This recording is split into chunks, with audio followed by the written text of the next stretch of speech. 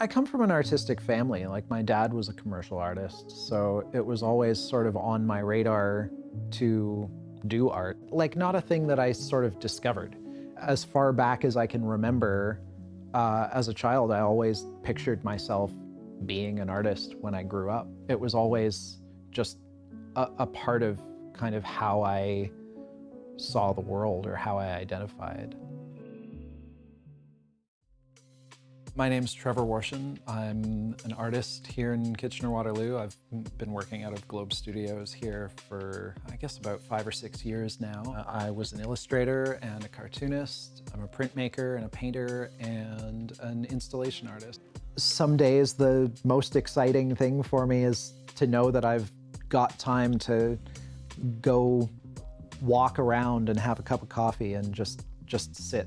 That's an important part of personal life and creative life. I think I'm still sort of learning what my artistic goals are. I had to sort of teach myself to motivate a bit. But that's probably the piece of advice I would want to give myself looking back now is to learn to motivate yourself at a younger age. And I think if I had thought about it at that age to challenge myself. Happiness is great for its moments. Happiness happens in moments. There's definitely a great value to happiness, even if happiness is just moments. Happiness for me happens when I go to the beach with my son. These times where I can just be in the moment and just enjoy that moment, that happiness is great. Whereas fulfillment is something you can work towards. You can create your own fulfillment. I mean, that's why I make art, why I do the things that lead to happiness, is because I'm working towards this fulfillment and that these moments occur. Fulfillment is something I probably consider more than happiness because it is a thing that I feel is self-driven. Right? I can only achieve fulfillment if I work towards it.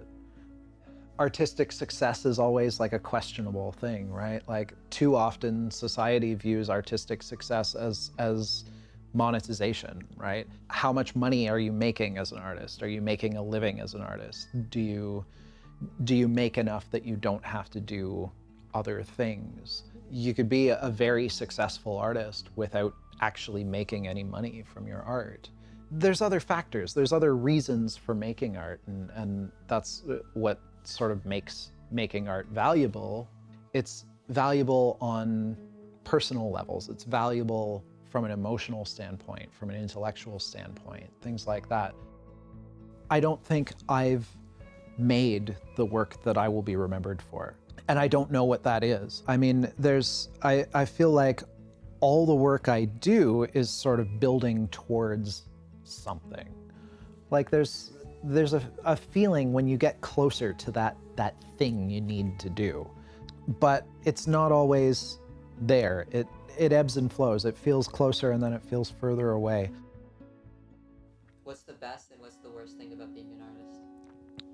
Being able to self-motivate and having to self-motivate. It's that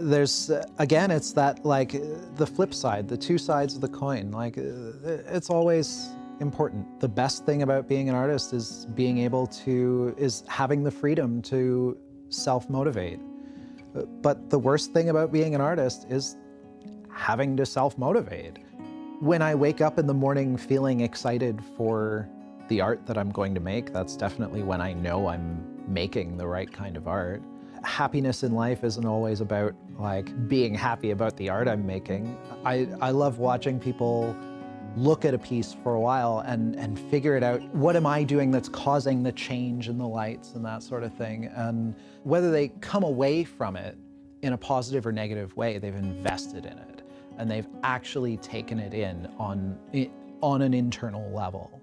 And that's a thing that doesn't always happen with art. I love to see people discussing my work too, and there are people debating the meaning of a piece. And that to me is what I want. That's my intention, or that's my contribution to the meaning of the piece, is that it means different things to different people.